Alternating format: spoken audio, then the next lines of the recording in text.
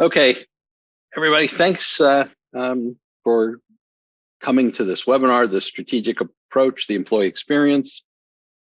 Why don't we get started? I have 1 minute after 12. I can still see people signing in, but let's get started anyway.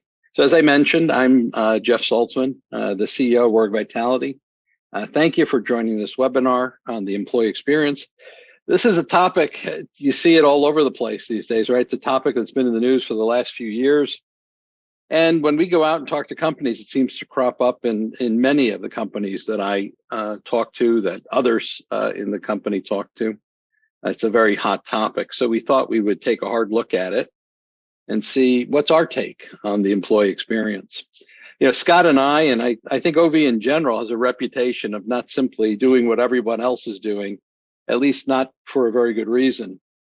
And the same will be true with today's session. We're going to go a bit off road from how the employee experience is often talked about, and to help you think through what is strategic about the employee experience. You know, how do you do it in a way that gives you some kind of competitive advantage? Our goal is to stimulate some of your thinking on this topic and to give you a few ideas, hopefully good ones, and concepts that you can take back to your organization. Before we jump in, just a couple of administrative points. If you did not get an invitation or a chance to download the companion workbook, you can do so now at the link on your screen, orgvitality.com/workbook. We're going to be referring to it, as we go through the webinar. So if you want to take a minute to do that, that's fine. If not, just pull out a piece of paper. We can talk you through it as we go as well. We'll try to leave some time at the end for Q&A. So if you have any questions, please submit them on the Q&A screen. There should be a link at the bottom of your screen you can click on to submit any questions, and we'll be monitoring that. We are going to send you all slides after the webinar, so don't feel you have to write everything down. And there will be a short feedback survey at the end, and we'd appreciate getting that feedback on how we did. So let's get started. Let's go to the next screen, Scott. As I mentioned, I'm Jeff Saltzman, CEO of OrgVitality, and I'll be joined today by one of the co-founders of the firm and the head of our consulting practice, Dr. Scott Brooks. Scott? Yeah. Hi, everybody. Pleased to be here with Jeff to give you this presentation. I think it's something that we feel is fascinating, and there's a lot, I think, to be said. But let's dive in, and I'm going to start with an observation here. So employee experience is clearly important. That's not in question. But sometimes the enthusiasm to embrace it can run a little bit amok. So here's an illustration of that. Has anybody heard this statement that organizations that invest in employee experience outperform peers by 147% in earnings per share? Now, that's a very specific number. And, if you're like me and a little bit of a researcher at heart, you want to dig into that and say, well, where does that come from? It's a very bold statement. It almost sounds causal. And so, being scientific, let's do some research. And so we dug into this. And how did we get here? And it was a little bit of a game of telephone. So where did this number come from? Well, first of all, there was a statement put out by Workday that quoted KPMG. Okay, so go to that. KPMG got it from Harvard Business Review. Okay, so go backwards and check into that. Now, the Harvard Business Review reference turned out to be a blog post, not an article, and that blog post cited Gallup. Okay, and Gallup was talking about the very specific definition of engagement from back in the day, and so this left, quote, employee experience behind, and it was published and produced more than 10 years ago. So this is just one of those things where, what is the definition? What does everything mean? Where does it come from? It all starts to make a difference depending on how you lean and how you interpret it all. And in fact, looking at a lot of that Gallup research and knowing it pretty well, the better critical interpretation of that research has nothing to do with employee experience or outperforming peers in terms of earning per share, but really the better critical interpretation is hey, successful organizations are better places to work than unsuccessful ones. And as scientists, definitions matter, and what we're trying to measure matters. And so the origin of the statement was not, in fact, employee experience, but in Gallup's engagement definition. So again, this is not to say that employee experience is unimportant. It's very important. But it is to say that we should know what we're doing and know what we're getting into. You know, one thing about that statement, Scott, is to me also it implies a false sense of precision. You know, when somebody says 147%, I'm like, not 146, not 148, you know? Yeah. And it makes my exactly. radar go off quite rapidly when I see something like that. So we're now at prompt 1 in the workbook that you have. So what we'd like you to do is take a minute, turn to number 1 in the workbook, take a moment to write the answer to whether your organization has a formal or informal definition of how it defines the employee experience. And we'll give you just 30 seconds to do that. Yep. And if you don't have the workbook, no problem. Just pull out a piece of paper or type it on screen or note it down in some place.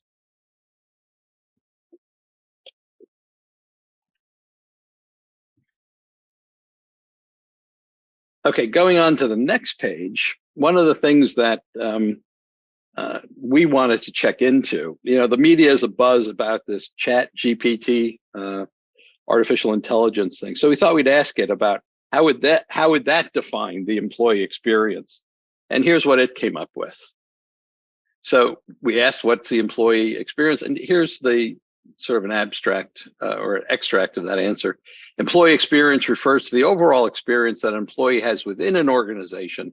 It encompasses all aspects of an employee's journey, from the hiring process to the exit from the company, and includes the physical, cultural, and technological environment in which they work. A positive employee experience is characterized by employees feeling supported, valued, and engaged in their work.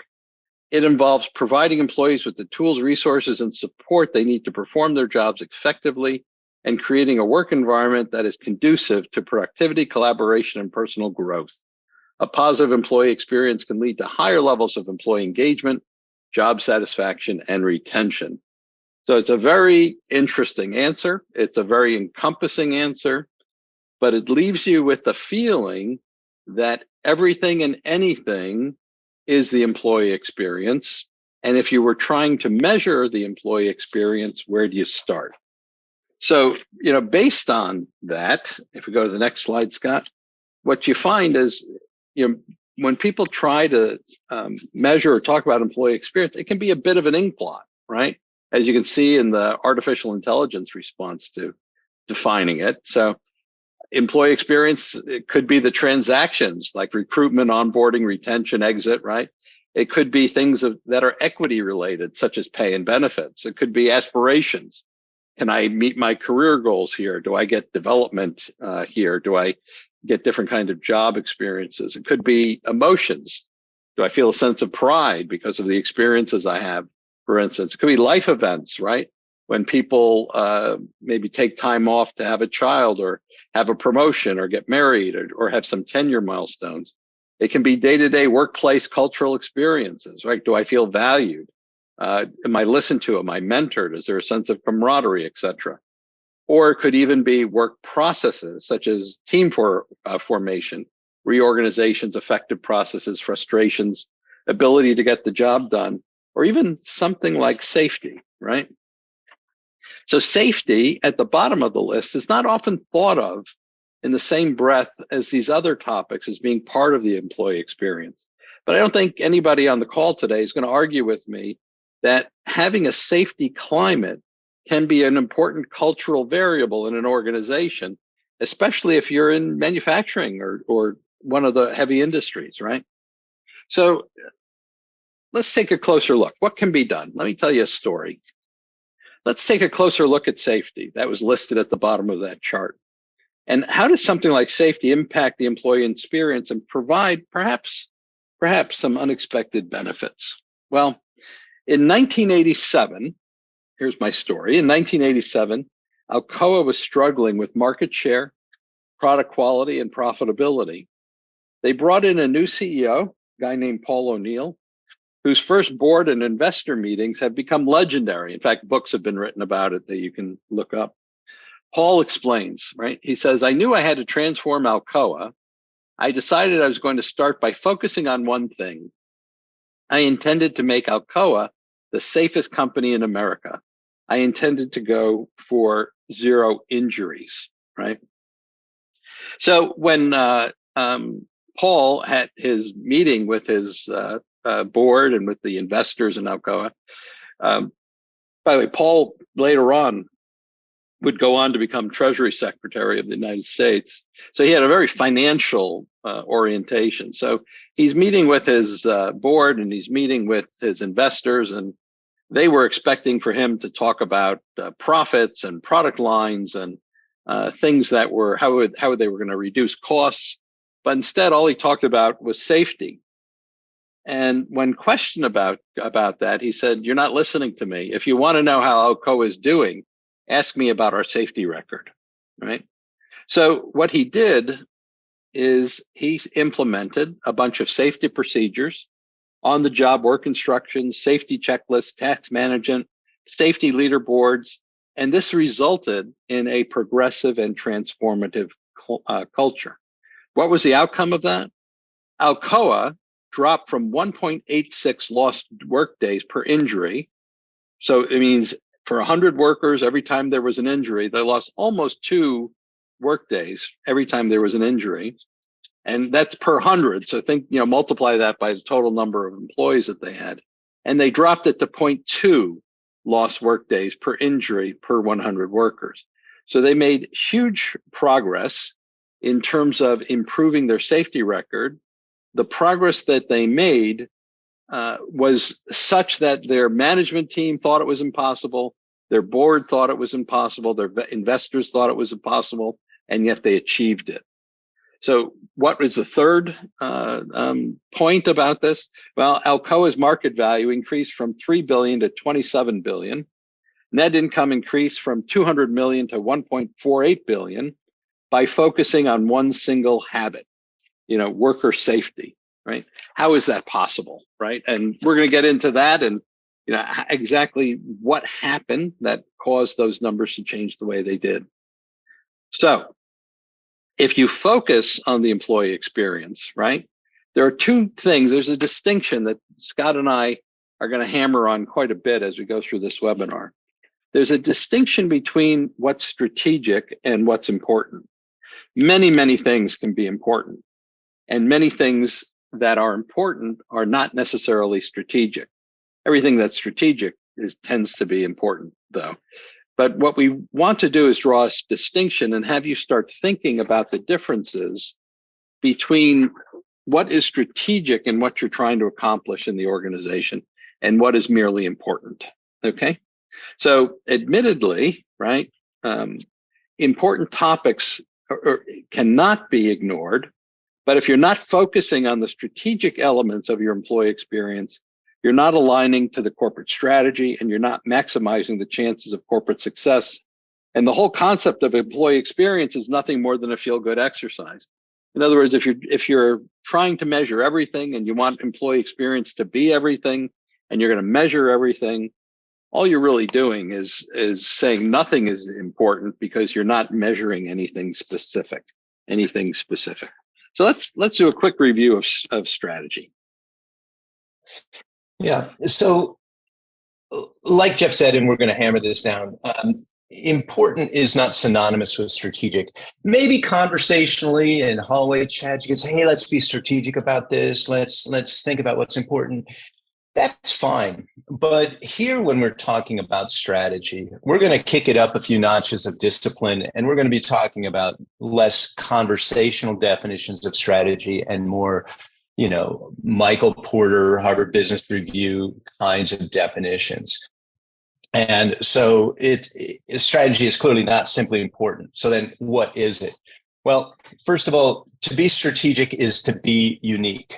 You'll never be a better version of your competition. And it doesn't take long before you read the news and look at things, especially Meta or Facebook these days, where there was just a couple of days ago an article in Inc. that was talking about how any social media feature that emerges to be popular, Meta wants to have a copied feature in its own environment. And also, you may have noted that I think it was just this morning, that Meta is announcing that they're going to be laying off another 10,000 workers. So not that those things are necessarily and always correlated, but you can't copy your way to competitive differentiation, right? And strategies, in fact, by definition and by intent, capitalize on factors that competitors find costly or impossible to copy. Even nonprofits trying to do something unique, or NGOs, they have a niche, they have a purpose for being that is different than what some other nonprofits or NGOs are trying to do. So there's an implication of this, is that off-the-shelf approaches are not necessarily strategic because they don't provide a competitive advantage. They don't support that secret sauce that makes you you. Instead, they're a little bit more generic. So that's first. To be strategic is to be unique. Secondly, strategy is about choices. They suggest pursuing certain paths over others and directly address maybe challenges and bottlenecks that you might have. Do you turn left or do you turn right? Do you develop distribution in India or do you double down on internet sales? These are different choices, and that's what strategy is getting into. It helps guide you towards what you are doing. And so the implication here is that strategy is not synonymous with success, but rather it defines how to become successful. And this is in the same way that strategy is not synonymous with important. And accordingly, then, strategy is not the same as ambition, not a synonym for all that is good. Strategies, like I said, need to suggest how to achieve goals or ambitions. And they're not the goal or the ambition themselves, right? And so the implication here is that increasing market share, driving customer loyalty, just getting more money in the bank, these are ambitions. These are not strategies. These are things that you want. And so to say, yeah, we have a strategy to get 90% market share, that's not a strategy. That's not strategic. It doesn't suggest how you're going to become successful. Now, importantly, and moving it back to today's topic a little bit more, the same can be said of engagement. We have a strategy to increase engagement. No, that's not a strategy. We have a strategy to become an employer of choice. It's like, no, that's a hope, that's a desire, that's an ambition. That's not a strategy. And so how do we figure out more generally with employee experience, what are the elements that are in fact strategic? And what are the elements that do sort of fit this definition? It's not just important, but strategic. So where you've written down a little bit about your own organization's definition of employee experience, whether formal or informal, also note down the highlights of your organization's strategy, of where it's going and how it's going to get there. I'm not going to ask you to write down everything. I'm not going to ask you to pull up documents right now and sort of reference them and cut and paste them in. But there often are in organizations 1, 2, 3 things that are part of the organization's focus on how it defines and differentiates itself now and in the future. So just write those down. We'll give you a little bit to do so. By the way, if you have any questions as we do this, you can pop them into the chat and we can look at them. So, give you a moment to do that right now.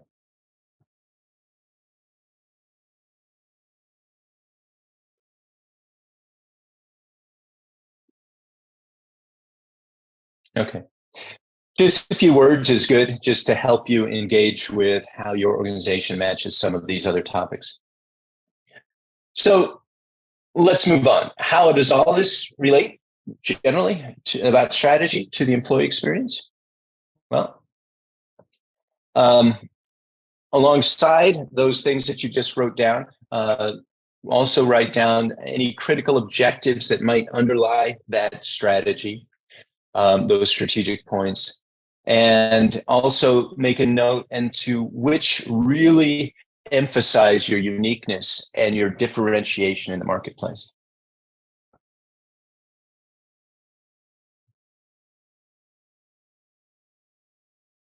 Okay. And like Jeff said, there's a workbook that you can follow along with if you haven't had a chance to download it yet, and you can flesh this out offline. But let's move on. So what is strategic with respect to the employee experience? So, safety at Alcoa, it was a strategic differentiator for both the company and the employees that required a cultural shift, resulting in greatly improved performance, right? I don't think anyone will argue with me that improving safety changed the employee experience, right? But it worked its magic for Alcoa because it was also strategic, right? And how did safety become strategic for Alcoa versus how does safety go from being an ambition, as Scott was talking about, things like employee engagement being an ambition, we want to be very engaged. How does safety go from an ambition of we want to have a good safety record to being a strategic choice, right? So improving safety changed the employee experience, but the important point follows. Improving safety required working more carefully, which yielded higher quality, which yielded more customer satisfaction, which yielded greater market share, which yielded better financial performance. And those of you who've been around long enough know that Alcoa became absolutely predominant in the marketplace, right? Because of this focus on safety, right? So the question then is, how do we determine, on the next chart, Scott, right? How do we determine which employee experiences are strategic for your organization, right? How do you move from what are simply ambitions to how do you make some of these ambitions strategic? And will it have beneficial impacts both to the employee and to the organization overall? Let's explore that a little bit. Mm-hmm. Scott?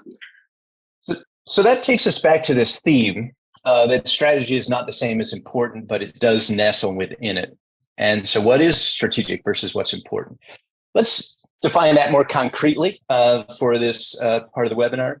How do we know what's in the smaller circle versus the bigger circle? That's the question. So that brings us now to the game show part of the program, strategic or not. So I'm going to ask a couple of questions, and I'm going to start asking you a question, Jeff. So safety, is it strategic? Well, usually, frankly, it's not strategic unless you're a place like Alcoa that was able to translate safety into actual business performance, things like improving quality, customer sat, and so forth. Scott, what about engagement, employee engagement? Yep. I'm going to say generally no. Engagement does not provide insights into your unique challenges. It provides more generally a sense of, hey, is there gas in the tank? It's not special or unique to an organization. Jeff, what about retention? Retention by itself, the idea of keeping one particular person is usually not strategic. But what can be strategic is preserving the competencies required to execute on the organization's strategic plan. So in other words, it's not it's not retention of the individual isn't a strategic initiative. Making sure the organization has all the capabilities it needs to execute on its goals, that is in fact strategic. Scott, what about onboarding? Kind of related to retention, we'd say, no, that's not necessarily strategic, but it could be in fast growth conditions where bringing new talent up to speed is particularly required to grow or to have agile expansion of some sort. Let's get a little bit more specific. Jeff, what about compliance climate? Is that something that could be strategic? Kind of relevant given what's happening to the banks these days, right? But for financial services, it's not strategic, but navigating new Department of Labor regulations can be top of the list. one of the things to illustrate this, right, is SVB, right? You probably have seen it in the news. In 2018, the regulations around stress testing for the banks, how much cash they had on hand and so forth, were lessened. They weren't as rigorous as they had been. And so SVB didn't do the stress testing the way it had been done previously. So because it wasn't done, there was no red flags being raised in the organization that, should interest rates go up, the bank was going to face very tough financial conditions. But the compliance climate in general is not strategic if everybody has to adhere to the same rules and regulations, because it's not a differentiator, right? But for financial services, as we mentioned, navigating these regulations successfully can be at the top of the list. And Scott, what about managerial skill, recognition, career growth, service orientation, innovation, or efficiency? All the things that we often measure. Yeah. I mean, people are probably picking up on a theme here, but I'm going to say no. Something to be strategic is not inherent in the topic itself, right? It's a dependent question. It's dependent on the organization and what's going on. Let me give you a little extreme example about a differentiation between importance and strategic. Is oxygen important? Well, heck yeah. Without oxygen, most of us wouldn't be working today. But is it strategic? No, it's not a differentiator. It doesn't separate you from your competition. It doesn't help direct you what you're doing. Unless you are employed on the moon or are a Navy SEAL, where the supply of oxygen is something critical, and the way that that's supplied might be a differentiator between your competitors, air is going to always be important and not strategic.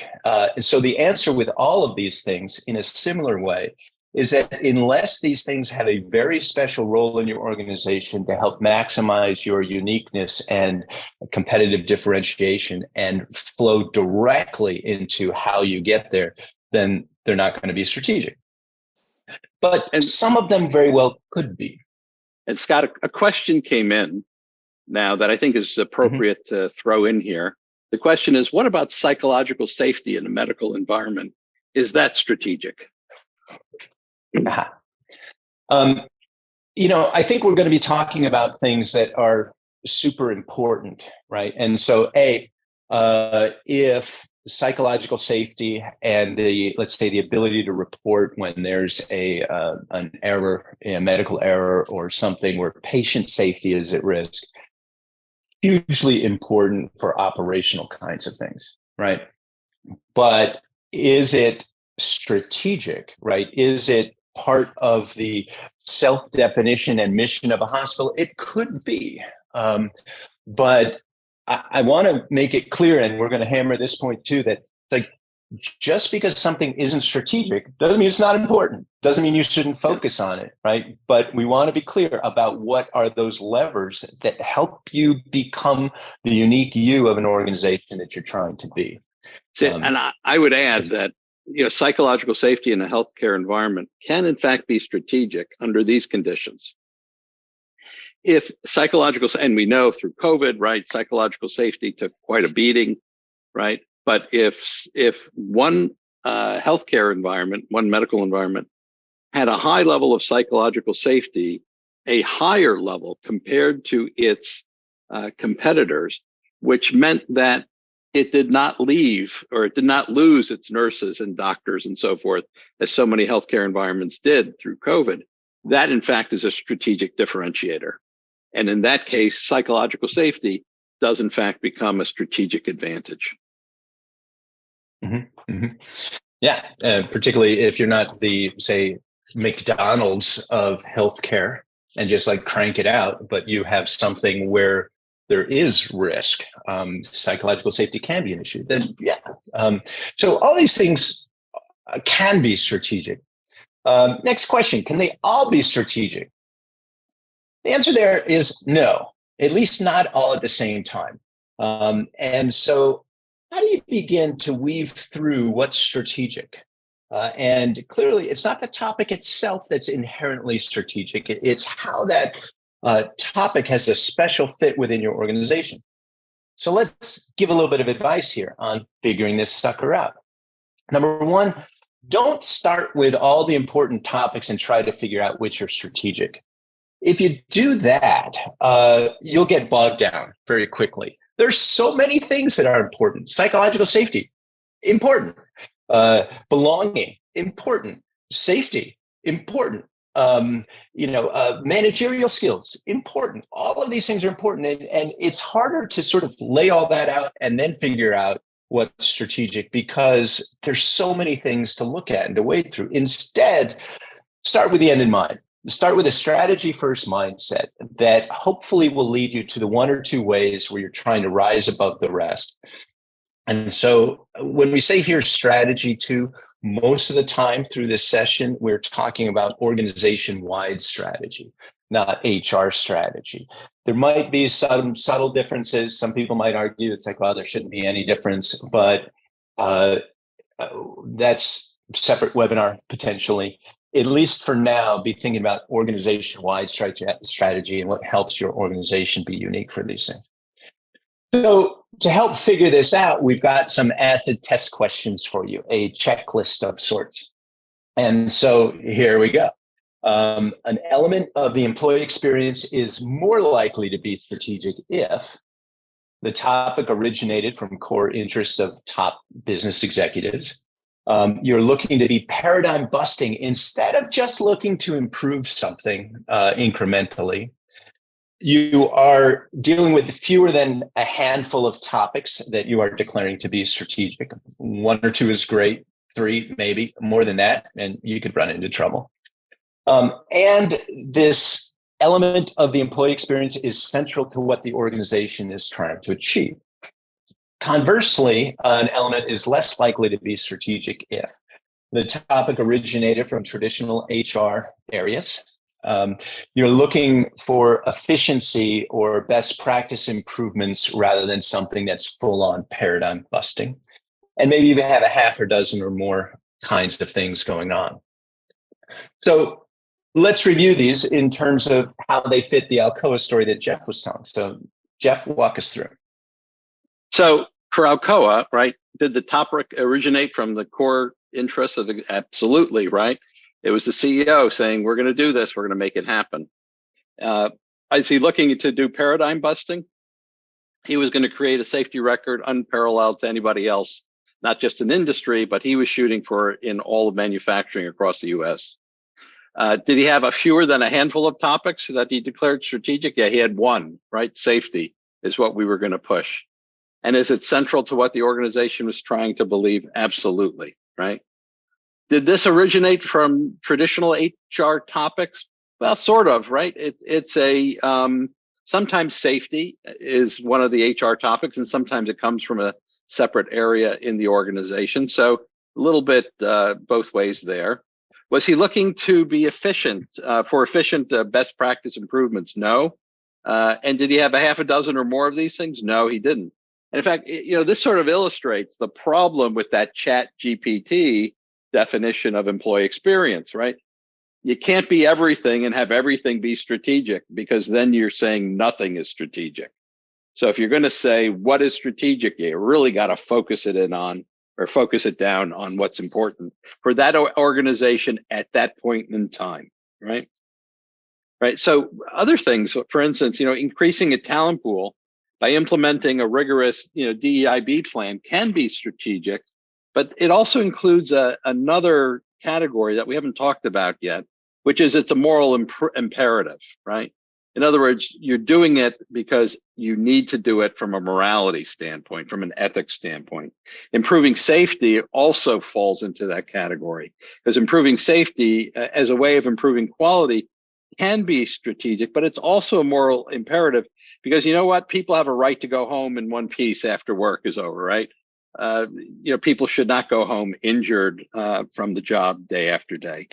Right, improving the top line by introducing new products or moving into new geographies can also be strategic. So there are different things, depending on your situation, that can be strategic, but certain things can be strategic at certain times. And the trap you don't want to fall into is everything is important and everything is strategic. So we're going to measure everything, because then essentially you're measuring nothing.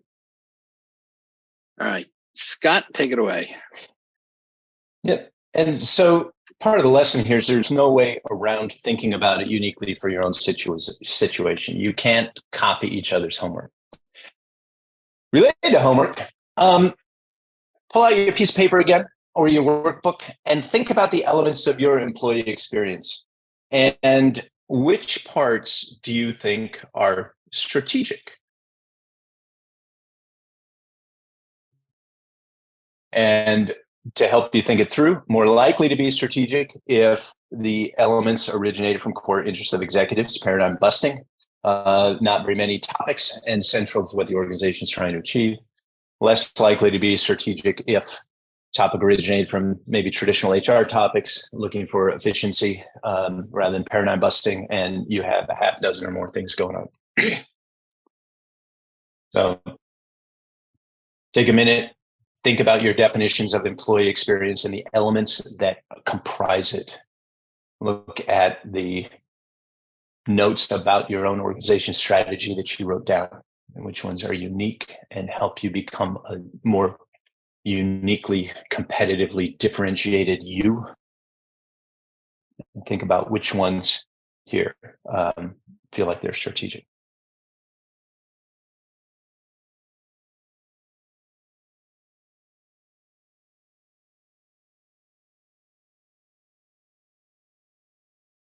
Yeah, okay.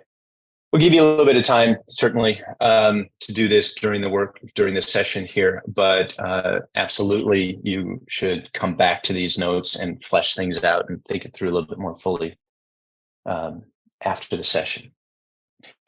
So let's move from just talking about strategy like we did and just talking about employee experience generally like we have. It's like, how do we move into more explicit survey work and listening programs? And so you can think about employee experience in this overview fashion. You want to measure things, sure, but you're also going to want to create sustainable change in those things that you're measuring. And there's three components going on here.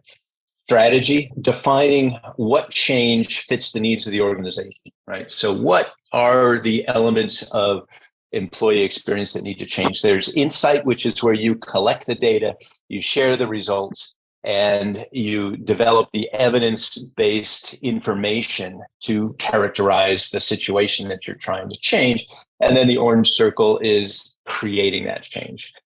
From all of our work in surveys, and from all of our work in and around scorecards and dashboards and organizational change, the big lesson is that strategy and action are the places to start, and let the insight follow after that.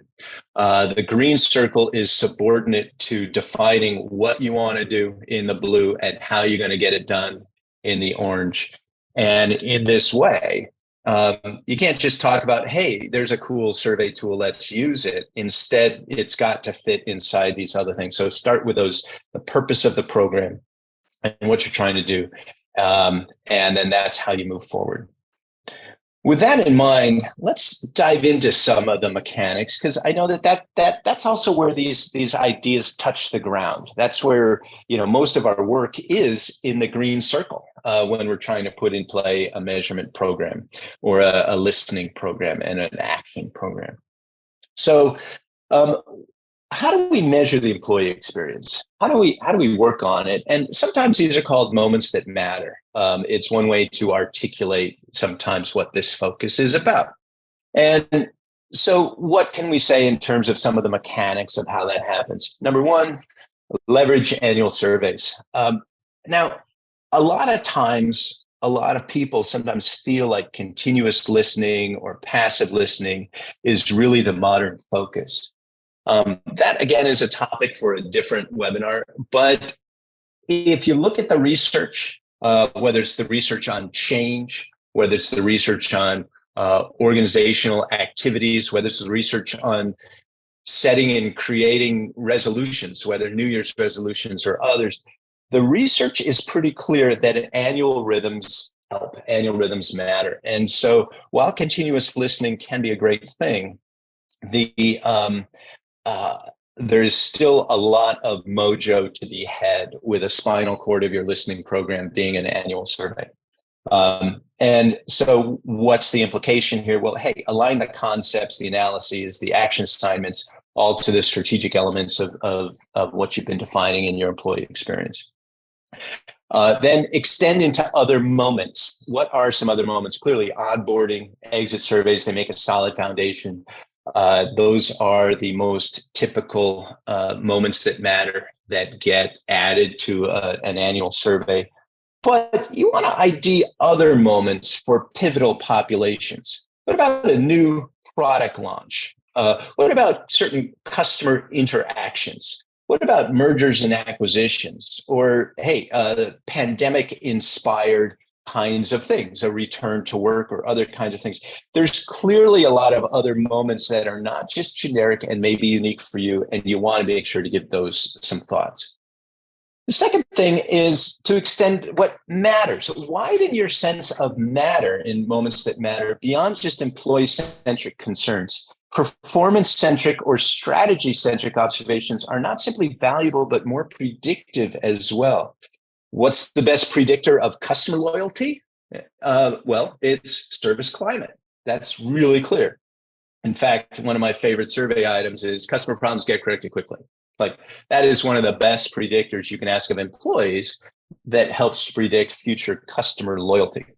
What about for safety? Well, safety climate. What about for innovation? Hey, innovation climate. What about X? X climate. If you want to know about X, ask about X. Engagement does okay, but it's a little bit of a watered down version of trying to predict everything. And so part of our theme here is focus on what's not just important, but what's strategic. And so why not have your survey content there? Once you've got some of that worked out, you want to crystallize the action assignments that people get. So don't just measure for measurement's sake or having some ongoing measurement, but what are the assignments? Even for exit surveys, which can be an ongoing flow of information and continuous in a fashion, one of the things that we find is that nobody acts on exit survey data in a continuous fashion. So often the exit survey data needs to be chunked or combined or released on a cycle that helps people get into it, a monthly or quarterly cycle or whatever seems appropriate for the situation. But not everybody is willing to just act ongoing. And so you want to match the data to assignments and the change in the behaviors that you're actually going to look at. And then you can work out the ongoing machinery of when to collect and so forth and so on. So all this is good in concept, but let me just dash into some 4 examples really quickly about how this can play out and what it might look like in actual measurement of the organization. So first one, we have a tech company emerging from dependence on venture capital funding, right? And so what do they have in play? Pre-existing concerns of executives. They had a new sales strategy that demanded sort of a client co-creation of solutions, which involved more cross-functional delivery across sales and engineering and service folks and so forth. And so what did this imply for the survey is that, hey, collaboration, creativity were paramount employee experience elements. And the new client onboarding was a moment that mattered in terms of how that was being addressed and how the co-creation process was being defined. So what does that do? That changes the survey content into these kinds of topics. It changed some of the analysis and the focus of the presentation itself to look at all of these things together and maybe segment by different kinds of functions coming together in a cross-functional collaborative way. All right, so that's tech company and how it changes things up. What about a financial services organization? Admittedly, this case was written before the weekend's news about a lot going on in financial services industry, but we can play with that a little bit as we adapt this. So in one organization, they happen to say that 75% of all the board conversations dealt with upcoming changes in the U.S. Department of Labor regulations that required compliance in this organization that had a service brand of like, hey, whatever the customer wants. And hey, whatever the customer wants is a little bit at odds with regulatory oversight about, you must do something like this or like that. And so compliance climate and service climate became the sides of the employee experience that were most critical here. And for this organization, there was a big question. Are both of these paddling in the same direction or not? And if they're not, how do you manage and how do you direct it and how do you intervene? So that was a financial service organization element. Another one, dramatic global organization with growth. They had a tremendous opportunity to push product across the planet. And they needed a scaling of the workforce competencies to make that happen, particularly in more innovation-related positions. And so onboarding required bringing people up to speed very quickly in those pivotal roles while maintaining low turnover. And so the new employee experience and retention in key jobs became the focus. And this is a great question. It's like, what part of onboarding support drove faster productivity for newbies? That was something that this project happened to do. And that focuses analysis and that focuses content, and that certainly makes executives sit up faster when they're listening. One last example, hospitality chain opening a new property. Now, growth required opening hot, which is if at the grand opening you have a certain occupancy rate on the opening weekend there, that tended to predict a faster arc to stronger financial performance. And so how does this work out? Well, as that property is opening, there's a lot of people involved over a long period of time. And so as you approach that takeoff date, that launch window, you can have these sort of ongoing pings about, do we have confident, enthusiastic staff? And if you're not confident, why not? And that kind of thing helps diagnose and treat glitches as you get there. Now, this is not just for opening a new property. Every organization has different kinds of upcoming important launches, whether it's bringing a new drug to market, or whether it's a new tech product launch, or opening in a new territory or something like that. And you can map that. You can use that. That's part of the employee experience, a confident, enthusiastic staff as you get there. And so I want to say a key point that we've hit on a few times, but it's still worth it, is that importantly, all of these listening programs covered more than just the critical few strategic priorities. They did cover things that were deemed just important, right? Because you can't let go of important things, but they were designed to highlight and drive action towards those strategic outcomes above all else. And so they became the anchor, the spinal cord, the pivot point, whatever imagery you like. So with that, sense of importance, let's just step back for a little bit. It's like, what about the just plain important? So I want to say importantly, Scott and I are not suggesting that all you do is focus on strategic issues, right? Many other topics are important, or are, as I said earlier, are moral imperatives and need to have attention paid to them. But you also want to make sure you focus on things that will have a strategic impact. So for instance, here's another question that came in. Somebody stated, I feel like onboarding can be strategic if you're intentional about your approach in designing it to creating a positive experience that sets employees up for success to enable business results. Absolutely. So if in fact your onboarding is strategic because it gives you a competitive advantage, because people are more quickly getting up to speed and outperforming, right? Then it is in fact strategic, right? So one outcome of that is your survey or other measurement will feel true or relevant to your employees and will be truly or somewhat unique and strategic is what you're going for, right? So if you're onboarding, go ahead. I'd insert one little point about that is that what is it that makes your onboarding process different from your competitors? Yep. Exactly. Or different from anybody else's? And if it's the same, if it's just great, solid onboarding, then great, it's important, but it's not the thing that leans into your own secret sauce. And I think that's one of the things that's a very important distinction here. Absolutely. So in terms of important versus strategic, fundamentals, things like onboarding or giving feedback on performance or other things like that, fundamentals unrelated to competitive edge may need work. And that means they're worthy of including in a survey, right? Because you want to improve on them. Additionally, values-based or moral imperatives can be critical to define who you are. Things like ethics or diversity kinds of issues can be important and strategic, right? HR has a role to champion concerns of employees, and listening programs may be a best way to bring those concerns to the table, right? So,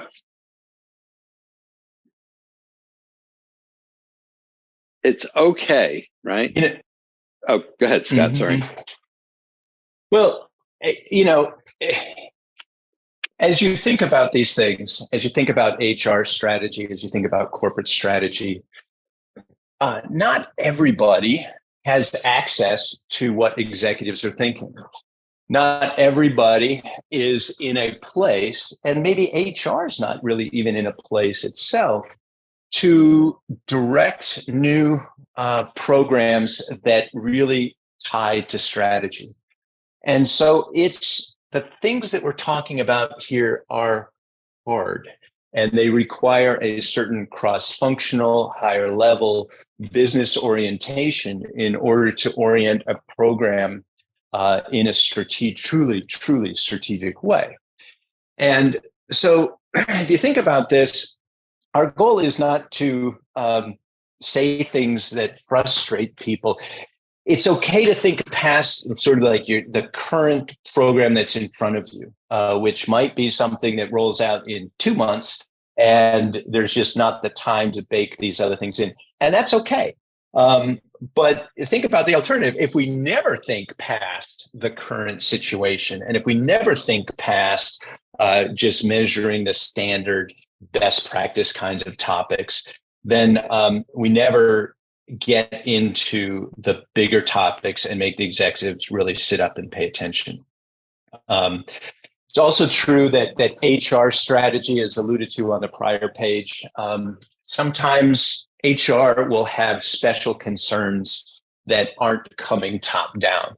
HR has a special role to focus on employee concerns and bring those to the table. And so there can be some bottoms up kind of awareness and focus that is part of the HR purview, and that's okay. So the general statement here is like, do what you can do. Think past what you currently do towards what would be fantastic to do, and then figure out a couple of steps maybe to move in that direction. So all of this, I think, brings us back to a basic summary. So let's walk through some of the points that we've been walking through so far. So I think the first point is, out there in the marketplace and in company after company, the definition of employee experience right now is pretty vague. It's everything to everybody, maybe it'll win an Oscar, everything, everywhere, all at once kind of thing. Employee experience is vague with no consistent focus. The second point is, while a great deal can be important, not all of it is strategic. So if you're going to be measuring your employee experience, don't just say, let's measure all aspects of it, but say, what's strategic for us regarding the employee experience here at this company at this moment in time. The third one is, from an organizational strategy standpoint, strategy is to be unique. It's supposed to guide choices that set you apart from the competition. As Scott said earlier, don't try to make yourself similar as you try to compete, because then there's no differentiation. there's no reason why a customer would choose A over B.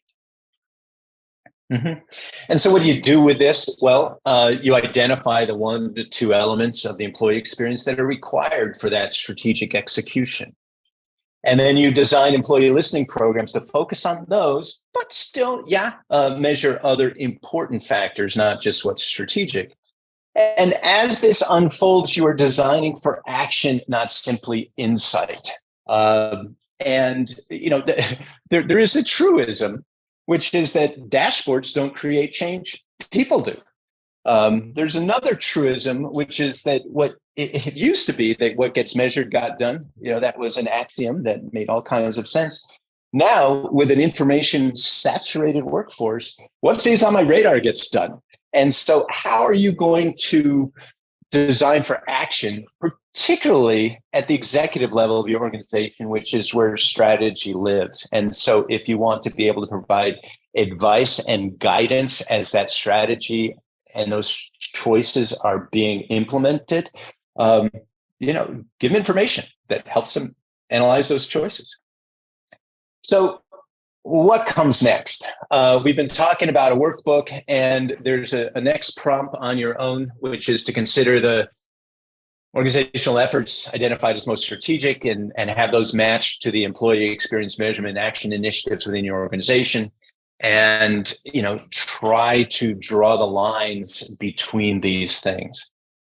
Also, you're going to see how much of your strategy is really reflected in the content of your employee listening program. We have a sort of a classic thought, which is if everybody on the phone dumped all of their survey questions in the middle of the room, would you know which ones belong to which people, or do they all look the same? And to be strategic, there have to be enough of the core issues that don't look the same at all. So mapping this out, listening programs could be annual surveys, sure. It could be pulse surveys or other kinds of ongoing listening topics or anything else. But try to think through how all of this works together. So with that, I think we've been answering a few questions along the way. If you have more questions, you can put them in the chat and we can answer them now or offline. There will be a survey when we close out here for you to answer and address about your experience with this webinar. So other than that, I think we have a minute or so left. Let me throw out one question to you, Scott, that came in. Mm-hmm. So here's someone asking for your thoughts on this. Topics don't always have to be originated from the top, but should be supported and aligned with top goals. You believe that to be true? Can run that by me one more time? Can strategic topics come from the bottom, or do they always have to originate from the top of the house? Oh, they can come from the bottom, but the idea is that your organization has a direction and a strategy, right? The supporting that strategy can't come from a topic that starts at the bottom, right? So linkage research is a great thing that might identify what kinds of things help a customer interaction work better. And, the strategy might be, hey, let's get, loyal customers. But if we know from the research on service climate, what elements work for us, then that topic can come from the bottom up in a way, but it's still nestled under the grand customer, differentiation kind of umbrella. Okay. So some of the survey topics can come up, but they have to nestle in that broad umbrella.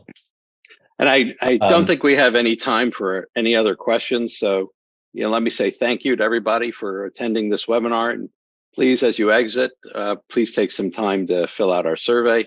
Scott, any last comments before we close out? Just one, and that's on ChatGPT and AI. That's great if you're looking for answers where the average of the internet basically is a fine response. That example of defining employee experience, that's fine. But if you're looking for something that is nuanced, emergent, unique, and maybe especially relevant for you, differentiated. Don't Yeah, you need to find your differentiated information from somewhere else. So there's a role for AI and Googling in what we do, but let's sort of be aware of when do we want to just go with what's important versus when do we want to bust our own paradigms. So we're not all going to lose our jobs to an AI being in the near future. Not today. Not today. We'll see what happens tomorrow. Right. All right. Thanks, everybody. Thanks everybody. Bye-bye.